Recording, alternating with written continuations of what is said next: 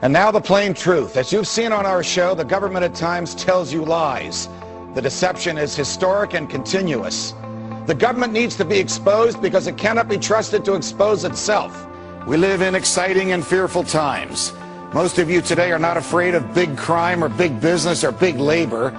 Rather, most of us are most afraid of big government. All right, folks, there is a lot going on right now. Decisions being made that are unprecedented and will have an overreaching impact on what it means to live in the United States of America. But whereas in the past, the time ends. The war is over. The rules go back to normal. Is this time going to be different? There they examine the erosion of the rule of law and our rights, starting with the Bush administration and continuing on with the Obama administration. It's a detailed account of everything from torture, targeted killing, extraordinary rendition, warrantless wiretaps, an overall massive and unchecked surveillance state, indefinite detention, religious discrimination and profiling, and so on. You're seeing innocent Americans being wiretapped. You're seeing them put on, these kill lists, and you're seeing people being investigated for doing something as benign as taking pictures of buildings. Now, the changes include allowing agents to search a group or person proactively without having to make any records of it, allowing them to tail people more than once during a proactive assessment, searching people's trash to find a potential informant, attending up to 5 meetings of a group undercover, eliminating extra supervision of investigations of politicians or journalists if they are witnesses and not suspects, and eliminating any protections for low-profile blogs. You cannot, under the Patriot Act, even tell a judge under oath in a public courtroom that you received a warrant written by a federal agent. We are being monitored by what is called FBI's, quote, Nationwide Suspicious Activity Reporting Initiative. Oh boy, how Orwellian does that sound? It apparently contains 161,948,000 suspicious activity files on tens of thousands of Americans, including your employment history, financial documents, phone numbers, pictures, and any other information that the authorities can gather on you. Here comes the twist: on people who have not been charged with any crime. They are just considered suspicious. Not only can the FBI file these reports, but local police can. But not only can local police, your neighbor can turn you in. If your neighbor reports suspicious activity, then it goes in the file. That means they can collect all of your information. They can listen to your phone calls, they can read your emails. Whatever you do that you think is private is not private. The American government is collecting that information without a warrant. Any cell phone, yours included, can be pinpointed, even if you never make a call. Consider your cell phone your own personal tracking device, like it or not. A federal judge has ruled that FBI does not need to get a warrant in order to put a GPS tracking device on your vehicle. All they have to do is think that something you're doing is suspicious enough to put the device on your vehicle, and it's fine. Researchers reported that iPhones and Droids tracked your every location and then stored that material. Well, careful what you tweet. An online privacy group suing the Department of Homeland Security over its recently announced plans for a system to monitor blogs, message boards, and social media sites like Twitter, Facebook. And the idea from the brains over at the DHS headquarters will allow the government to keep data on anybody who uses any sort of news or media outlet to share, report, or stay informed. About $11.3 million to monitor. Among that was monitoring for news media stories which, quote, reflect adversely on the Department of Homeland Security or U.S. federal government. Whoa, so it's Monitoring like for criticism. we're going to spend 10 million, 11 million bucks to see if anybody doesn't like us. Yeah, that's part of the contract. And make a note of it? Is to monitor for criticism, to monitor for dissent. That would allow the U.S. government to blacklist websites and, according to some, break the internet. It would basically allow any private company or person to shut down almost any website. You wouldn't even get a hearing before they shut down your website. Whether or not those sites are actually engaged in copyright infringement doesn't apparently need to be proven by a third party or a court. It's strictly up to the entertainment industry. In other words, if they don't like you, you're shut down. An international agreement that lumps piracy and counterfeiting into one, which has been discussed behind closed doors for nearly 6 years. And it was only when WikiLeaks published a discussion paper in 2008 that it came to be public knowledge. Last year, President Obama signed an executive agreement to get the U.S. on board without asking for congressional approval. Even though the precise terms of ACTA remain undecided, preliminary documents reveal many troubling aspects about the proposed agreement, such as removing legal safeguards that protect internet service providers from liability for the actions of their subscribers, in effect giving internet service providers no option but to comply with privacy invasions. Anyone out there who's familiar with the internet service Mega Upload should pay attention, because the feds could very well be watching you. The Protecting Children from Internet Pornographers Act of 2011. Sounds harmless. In fact, it sounds very moral, doesn't it? What they're doing is collecting all the websites you've been to over the last 18 months so they can use it against you at a later time. And like, who cares about illegal wiretapping at this point? Like, now the government is pushing to make sure that internet service providers immediately hand over all this information about you, which websites you visited, what your activity is online. You're treated as a criminal and you have to prove yourself innocent. You know, my personal preference is for the You Are All Criminals Act, which is shorter and I think more to the point, because it reverses the usual presumption that we do a search when we think a particular person is guilty. And the assumption behind this bill is we keep everyone's data, we make the company store everyone's information for the government because anyone might be guilty. And now it looks like domestic drone use is going to come to an airspace near you. So that means that by September 30th, 2015, drones will be flying in the same airspace as airliners, cargo planes, business jets, and private aircraft, as the Associated Press described it. Local police departments are now using Predator drones in order to basically spy on U.S. citizens. More and more of our civil liberties being taken away, more and more Big Brother watching over us at all times. One point we wake up and we're the frog and we've boiled. And we go, how the hell did we wind up in this state? In this police state where they watch everything and U.S. citizens are targeted, sometimes without trials. Well, this is how we wound up in it. We told you about it every single day on the Young Turks. It's happening as we speak. The police state we live in right now is so extreme that when I read the story, it wasn't that surprising to me, right? Do you want to feel comfortable with the fact that the government or local police departments can use a drone to follow you wherever you go, no matter what? It'll hover around your house while you're in there, follow you out of your house, check out where you're going, what are you doing? This police state thing has gotten out of control. A better eye in the sky, they're calling it the Blue Devil. And here's what is interesting. With the Blue Devil, what they can do is they've got so many cameras on board, they can actually take a look and know exactly what's going on over 36 square miles. They've got these supercomputers on board that do all the figuring out about, okay, we just heard somebody right over there say this, how do we follow? Yeah, in fact, they're that optimistic, they say it's going to be in the sky on October 14th. In the meantime, they're still sewing up the Kevlar. Security says people who oppose abortion or worry about the threat of illegal aliens could pose a radical threat to America. They're the ones we need to be watching at Homeland Security. Why are conservative values suddenly being singled out as a terror threat? People who pay for small purchases in cash, like coffee or gum, apparently that's a big red flag. Big time. But the FBI sees a cash payment as a way for you to cover your tracks, blend in with the normal folk without leaving a trace. Now, one specific area that we've been warned about incessantly over the last few years is the threat of homegrown terrorism. And it's not just a line that was repeated by officials or put into reports. No, we saw the government act on it. We've seen one sting operation after another. The Triangle Center on Terrorism and Homeland Security has just released a report that shows that the feared wave of homegrown terrorism has not materialized. The report's author actually called it a minuscule threat to public safety. This threat has been inflated, but the facts do not back up the claims. And yet, what are the sacrifices that we've all been forced to make in order to be ready to counter it. What are the grave offenses that have been committed against our civil liberties? The power grabs that lawmakers have been able to make while selling us fear of a homegrown threat. That includes Miranda rights being curtailed for domestic terror suspects. We now have an indefinite military detention provision codified into law through the NDAA that was just signed by the president on December 31st of last year. There's a bill that's been pushed by members of Congress to strip Americans of their citizenship if they're accused of being associated with terrorism.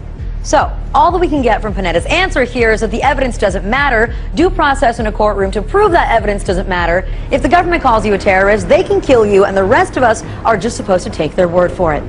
This is part of the problem. The dangers of this overly expansive global war on terror is that anything can now be deemed a battlefield by the administration.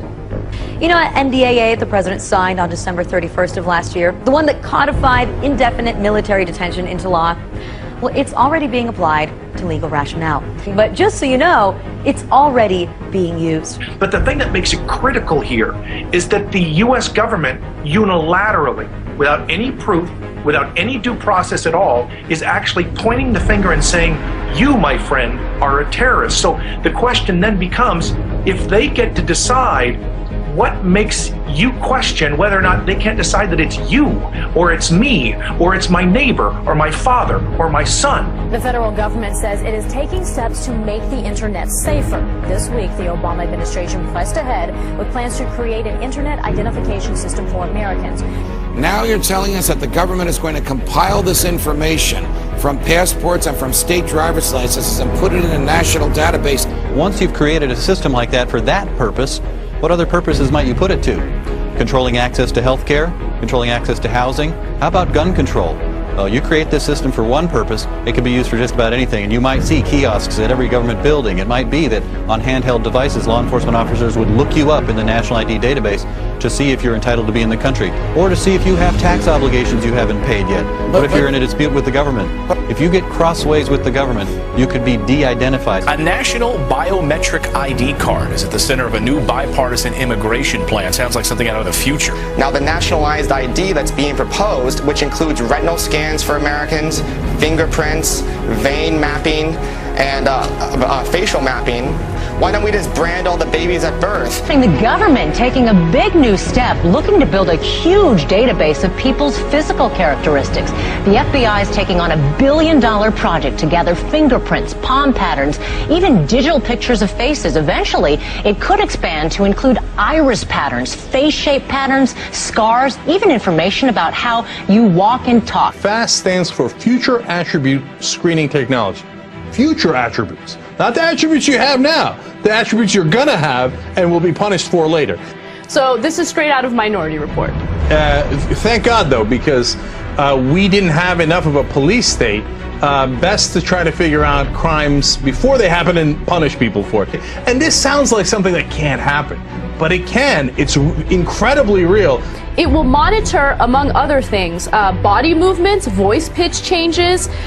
It'll also look at eye movements, body heat changes, and breathing patterns. And they're going to use all this information to try to predict whether or not you're going to commit a crime in the future, okay?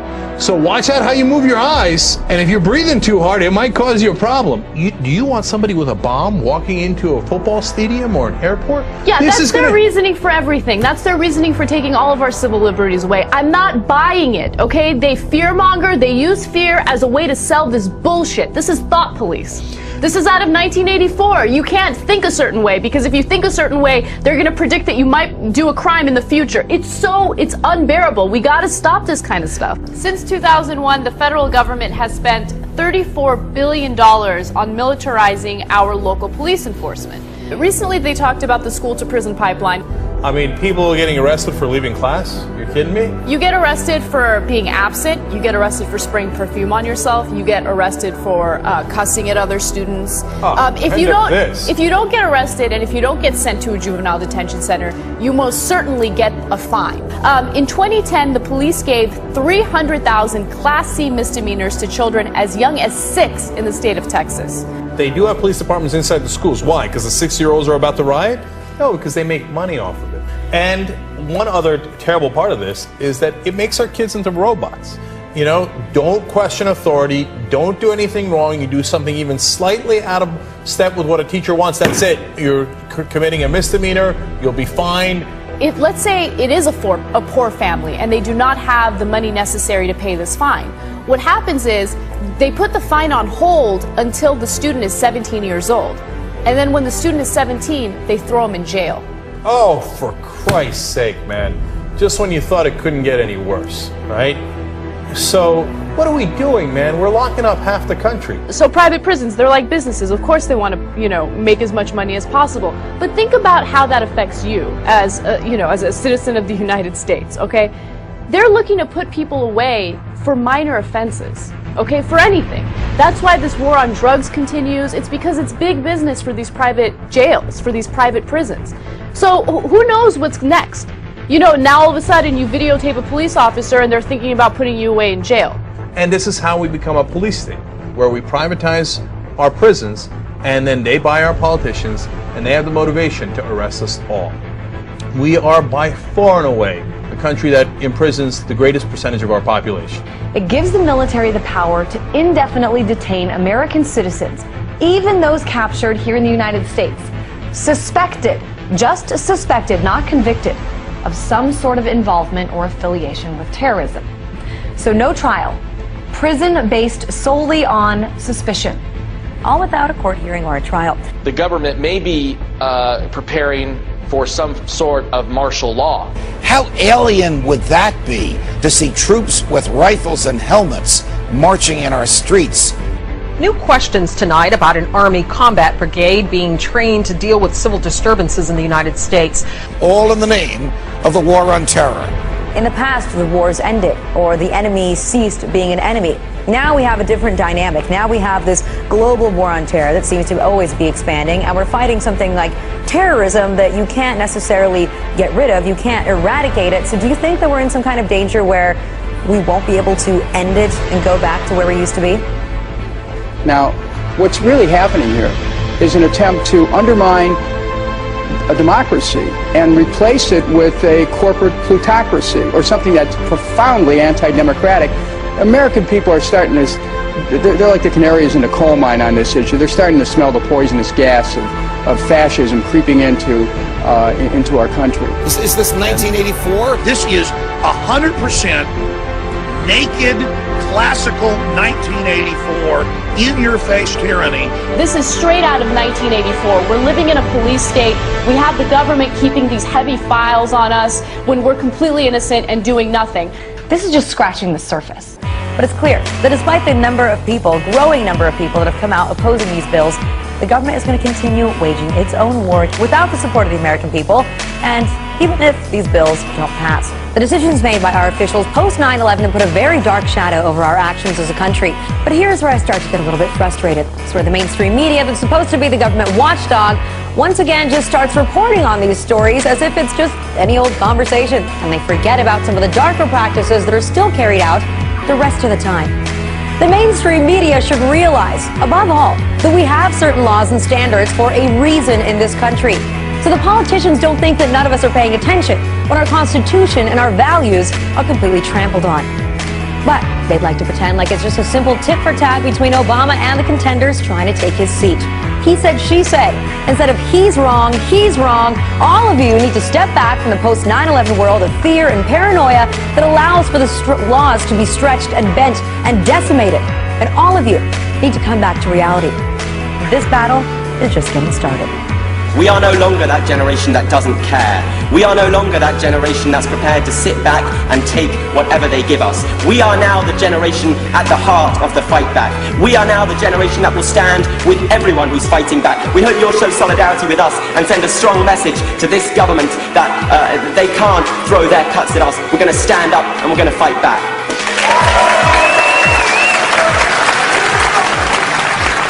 One day, somebody's going to have to make a stand.